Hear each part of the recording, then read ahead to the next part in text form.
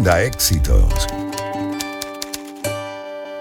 Son las 12:29 del mediodía. Bueno, teniendo en cuenta el impacto que El Principito tiene a nivel mundial y a propósito de haberse inaugurado en nuestra ciudad capital una estatua sobre este personaje, hoy hemos querido abordar el tema pues para llevar un poco más de conocimiento acerca de quién fue su autor, Antoine de Saint-Exupéry, y desde luego también del impacto que tiene esta obra en la literatura universal. Yo no sé ni cuántas traducciones tiene, posiblemente en cuanto idioma haya por ahí, está traducido el Principito. Pero bueno, vamos a conversar justamente acerca de este tema con Sashenka García. Ella es especialista en literatura infantil y juvenil, conductora del programa Alfabeto del Mundo aquí en Unión Radio Cultural. Pero antes vamos a escuchar un micro que preparó nuestra compañera María Claudia Falanelli, periodista y productora de Unión Radio, a propósito tanto del autor como de la obra Antoine de Saint-Exupéry y El Principito.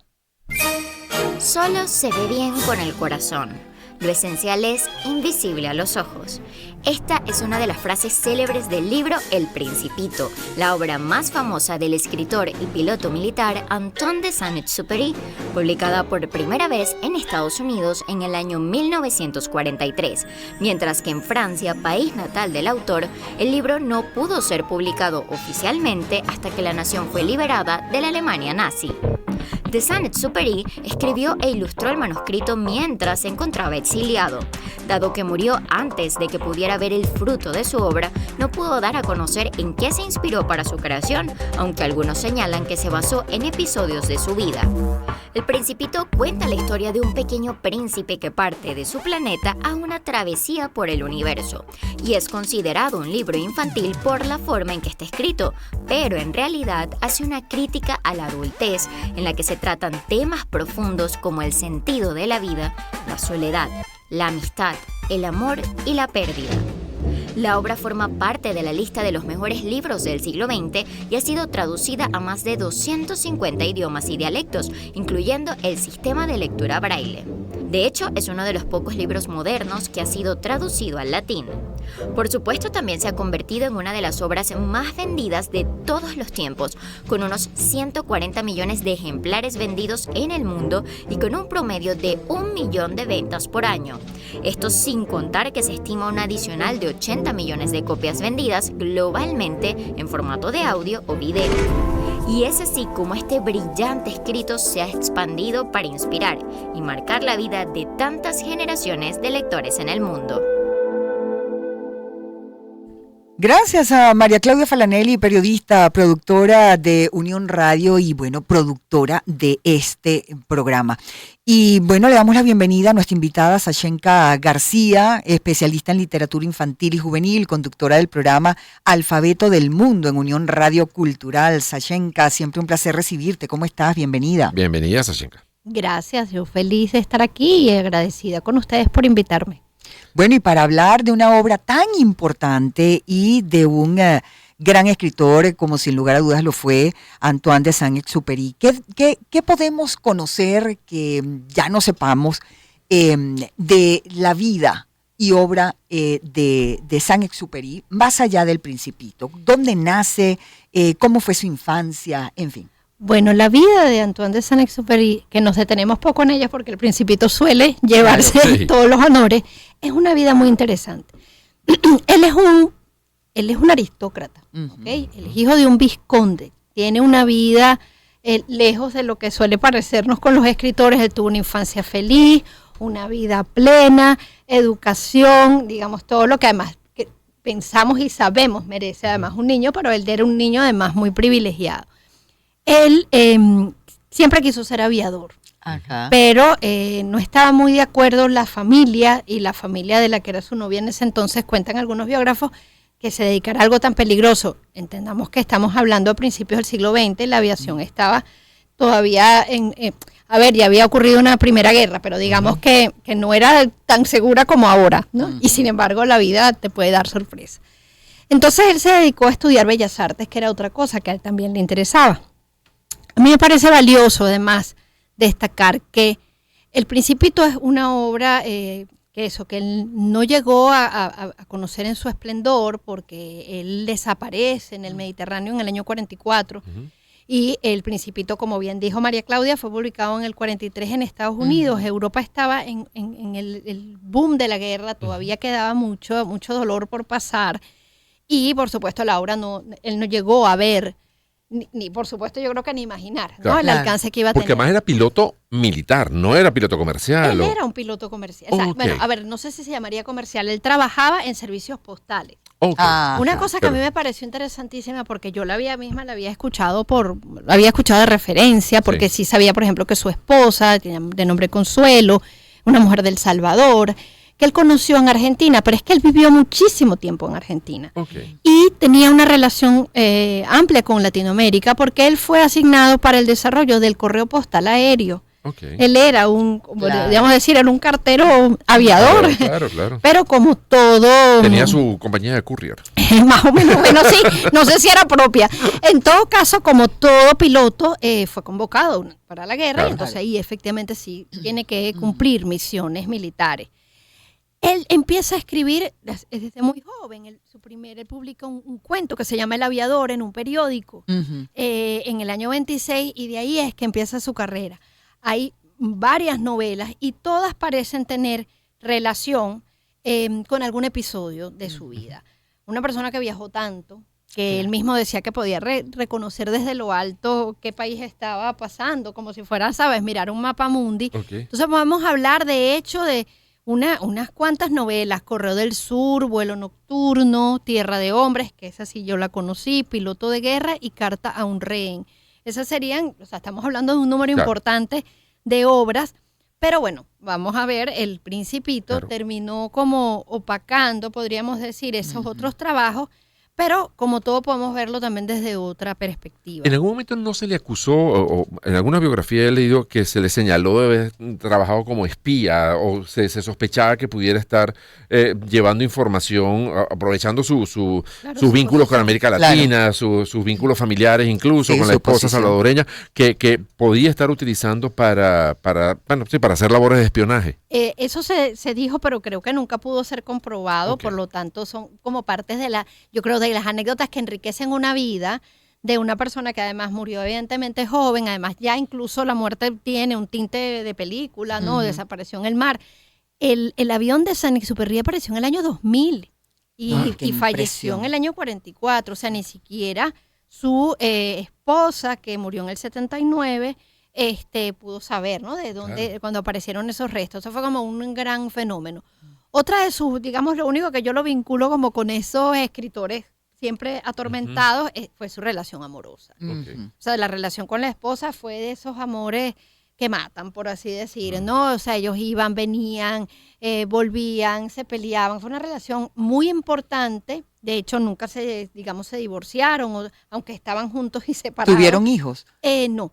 Y el hecho es que ella fue, por supuesto, la albacea de sus derechos, como corresponde. Entiendo que además lo hizo de una forma muy digna. Pero después, cuando ella dejan herencia, los derechos se los deja a su mayordomo. Fue el heredero para digamos, administrar todo esto. Bueno, yo a veces digo que a veces las personas que pueden tener mucho dinero, muchas cosas, cuando las vidas no son solitarias en gran medida, a veces las compañías terminan siendo las personas que trabajan, ¿no?, con ellas. Pero todo esto parece para hacer por lo menos 5 películas, digo yo, ¿no? Solo la vida de Saint-Exupéry. Entonces yo creo que es una oportunidad para invitarnos a todos también a conocer sus otras obras. Están disponibles, se pueden conseguir, y bueno, ver quién hay detrás de... Claro, sobre todo si en esas obras refleja aspectos de su vida. Sí, porque normalmente cuando uno escucha hablar de Saint-Exupéry, uno inmediatamente ya lo conecta con El Principito. Ahora, a ver, cuando se publicó El Principito, para la época, ¿cómo recibieron esa obra? Además, con tanto mensaje tan profundo. Lo primero que habría que yo siempre me hago la pregunta ¿es realmente El Principito una obra para niños? Y yo me dedico al área del libro para niños. Eso te quería preguntar, ¿no? Yo hasta el sol de hoy me hago la misma pregunta. Yo creo que efectivamente es una obra de muchas capas, es una obra que puede permitirle a un niño que ya tenga competencias lectoras, un niño chiquitico no creo que por ahí, pero un niño que ya esté leyendo solito o que lee en la noche todavía con mi papá puede empezar a hacerse rondando los 8 años. Sí, ya puede empezar a leer, incluso hacerse las preguntas que empiezan a plantearse allí. Ese es un libro que nace en la guerra, en plena guerra, que se publica además, el manuscrito original se conserva en Nueva York porque cuenta la leyenda que él escribió esto en un momento de esto, recuperándose de un accidente que él tuvo. Él se recuperó en la ciudad de Nueva York de un accidente que estuvo volando en Latinoamérica hacia Guatemala y que ahí hizo, las acuarelas, escribió y dejó el manuscrito en casa de un amigo, así como cuando se te queda un sobre con algo. De hecho, ese manuscrito original está en Nueva York y ha sido expuesto.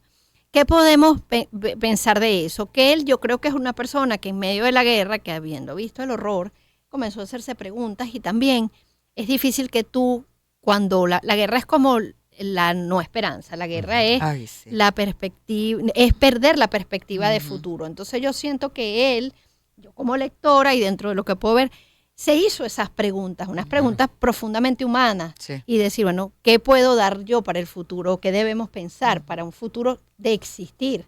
Sí. Él no lo vio, pero nos dejó una serie de reflexiones muy humanas, profundas, pero a la vez yo creo que sencillas. Hay una honestidad en esas preguntas que yo creo que es lo que vincula al lector tan fácilmente con él. Sí, más bien uno profundiza a través de la reflexión. De la reflexión. Exactamente, una cantidad de preguntas que uno debe hacerse, ¿no? En cuanto al género, ¿dónde ubicamos al Principito? ¿Eso es una novela? ¿Eso es un cuento? ¿Eso es una fábula? Porque claro, hay la presencia de muchos animales, por ejemplo, que hablan y que conversan con el Principito. Hay gente que la considera una fábula infantil. Yo no me atrevería a llevarla a nivel de fábula, aunque hay mensaje, pero no es moraleja. Necesariamente la fábula, normalmente no es moraleja intrínseca.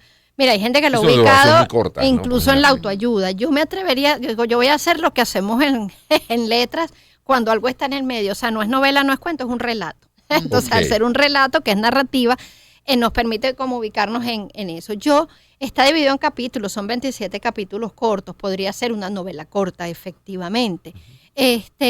Pero también es como yo diría como un viaje reflexivo. Yo siento que como aviador él finalmente hace allí una bitácora, como hacen los viajeros. Claro.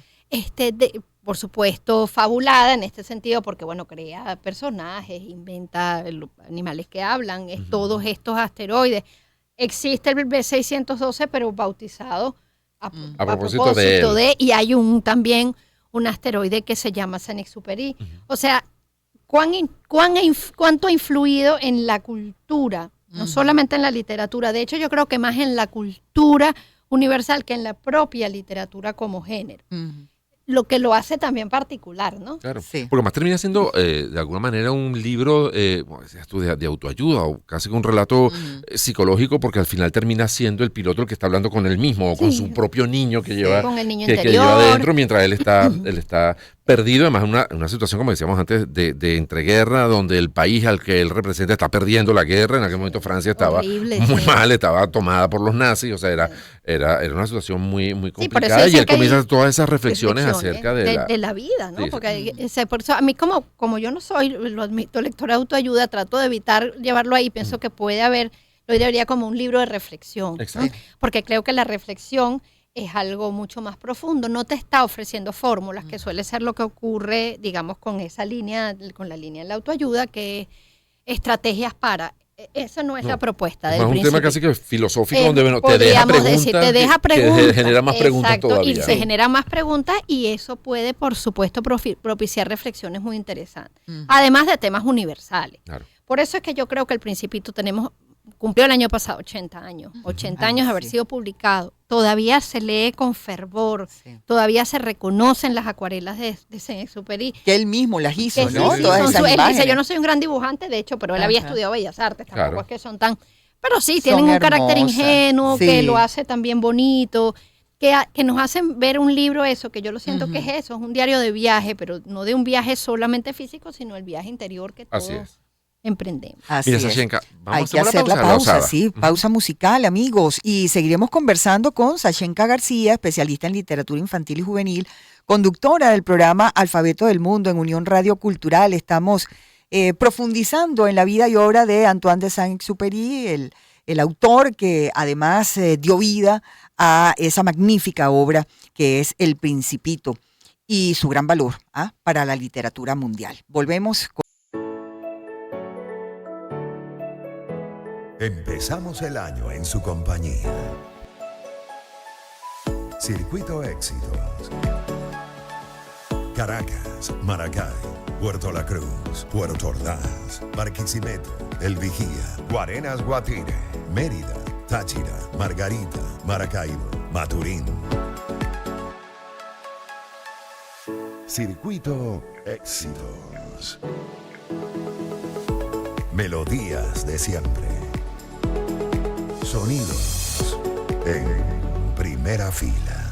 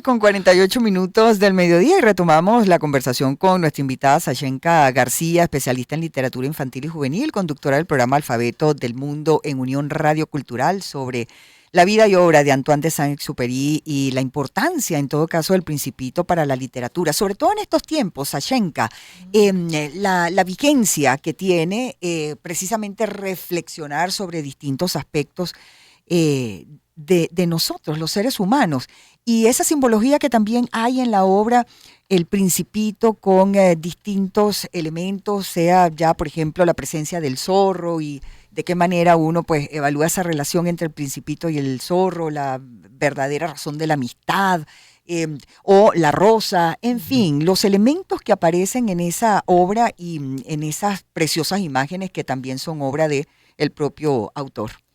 Mira, primero, bueno, lo que estamos hablando en el año 2023, o sea, la que acabamos de despedir, aunque ya el 2024 va volando, se celebraron 80 años de la publicación. Se celebraron, digo, porque efectivamente a nivel mundial se dieron distintas actividades alrededor de la obra. Y digo mundial porque eso es una obra que está después de la Biblia se considera la obra más traducida. ¿Okay? Hay que sí, verlo, señor. ¿No? Se habla desde 250 hasta 300 lenguas y otros también dialectos a lo cual ha sido traducida la obra. Se han vendido más de 200 millones de ejemplares en el mundo. Es la obra más vendida en habla francesa. Y miren que los franceses han escrito maravillas. Sí. Entonces, cuando uno se pone, dice, bueno, pues vamos a sentarnos a ver qué es lo que pasa con esto, ¿no? Bueno, evidentemente hay muchos factores. Está el valor de la obra en sí, pero también está la difusión, está el valor de unos editores, está el interés de la preservación, ¿verdad? De una memoria, está también el marketing, no hay que negarlo, o sea, hay cualquier cantidad de detalles, cosas del Principito. En Francia, antes del euro, había un billete, el billete de 50 francos tenía la imagen del Principito. Entonces también es darle un lugar en la cultura. Cuando se le da un lugar en la cultura, primero francesa y luego universal, eso es lo que hace que una obra, se mantenga en la mente de los lectores. Porque además el mensaje que trae el Principito es transversal, yo creo que a todas las culturas, igual que a todas las edades, ¿no? O sea, no así importa si tú eres un católico, o seas musulmán, o seas taoísta, o seas judío, o sea, la religión que tengas, si eres una persona con dinero, si eres una persona de escasos recursos, vas a entender y te vas a poder conectar con el mensaje que trae el Principito. Sí. Eso le da un valor muy, muy, muy importante. Sí, ¿no? Tiene mucho que ver con el ser humano, independientemente de lo que lo rodee. Que fundamentalmente es un libro sobre la condición humana, sobre las preguntas que nos hacemos todos, sobre los miedos que tenemos todos, como dice, independientemente de nuestra posición y de donde estemos, y también que es lo que lo ha hecho trascendente independientemente de la época en la que nos encontremos. Así es, porque bueno, cuando uno dice 80 años, la Segunda Guerra Mundial, yo por ejemplo que trabajo mucho con adolescentes ahorita, tengo muy presente que para ellos la guerra cada vez queda más lejos, es algo que pasó hace muchísimo y que tenemos que decirles, hey, pero mira las guerras que tenemos hoy. O sea, hay cosas que nos dirían, está muy lejos de las nuevas generaciones y sin embargo conectan. ¿Por qué conectan? Porque es lo que ocurre eso con los clásicos en general. Sí. Los temas universales, los temas que nos convocan a todos en tanto humanos, siempre van a tener vigencia. Siempre nos van a preocupar los sentimientos y los valores fundamentales, el amor, la amistad, la vida, la muerte, la soledad. Hay tantos aspectos, o sea, eso nos atraviesa a todos, ¿no? Entonces, ese viaje que él hace, además que eso es una estructura, la estructura clásica del viaje del héroe, podríamos decir, se da aquí de una forma mucho más sucinta que en otras obras, pero con un interés. El Principito se despide de su asteroide y empieza a recorrer el camino para también conocerse a sí mismo, ¿no? Sí. Entonces, bueno, ahí es que conoce al farolero, que sí conoce al rey, que no mandaba a nadie, pero daba órdenes por todo, al bebedor. Esa es una figura que me parece interesante, porque es como presentar cuando te desbordan, digamos, tus propias pasiones o tus mismas situaciones, las adicciones, como el bebedor le dice que él lo que siente es vergüenza por no poder hacerlo, superar esto. El hombre de negocios también, o sea, que todo, él le dice nada, o sea, las estrellas son mías porque yo soy el primero que dije que las estrellas eran mías, y al principio le dice, pero las estrellas no son de nadie, o sea, son de todo. Entonces, en esa supuesta ingenuidad también nos confronta con problemas que, ojo, no son solo del siglo XX, en el XXI también lo seguimos viendo, la ambición, el poder por el poder, las adicciones que a veces nos envuelven de forma tal que nos anulan, pero también la amistad, la solidaridad. Sí. Las cegueras ante cosas que tenemos enfrente. Que tenemos enfrente, Sí, la necesidad de limpiarnos, como hace, ¿sabes qué? Eso es muy bonito, que él limpia siempre, todos los días su asteroide. Sí. Y lo limpia y arregla, y como dicen, una imagen muy fuerte, que son los que él les tiene preocupación, que son los baobabs, que los tiene que estar todo el tiempo podando. Decían que eso era una metáfora del nazismo. Yo creo que es una metáfora de toda hierba mala que quiere, ¿no?, comerse la belleza, sea desde lo bélico hasta la belleza, ¿no?, de las pequeñas cosas, que es lo que nos recuerda esa frase tan bonita del Principito, de que lo esencial es invisible a los ojos, ¿no? Yo no sé por qué él y la esposa pelearían, pero era un hombre muy profundo y muy interesante, ¿ah? Pero parece que no era algo tan pasaría buen porque esposo, terminó dando las Alba. cosas al mayordomo. Pues. Algo pasaría allí. Los chismes dicen que así como esposo, esa viajadera como que no se No iba bien, la cosa no iba bien. Mira, incluso se han hecho películas, tanto animadas como con personajes, actores, con actores.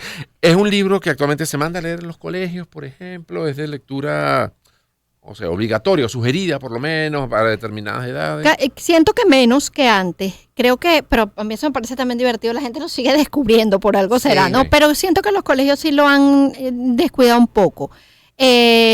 Quizá, bueno, porque para enfrentar los libros que nos hacen pensar cosas difíciles, también hay que estar en disposición de hablar de esas cosas difíciles. Yo creo que a mí me parece, por ejemplo, que nosotros hoy en Venezuela estemos hablando de esto, también celebrando los 80 años, aunque sea ya digamos, un poquito más adelantado.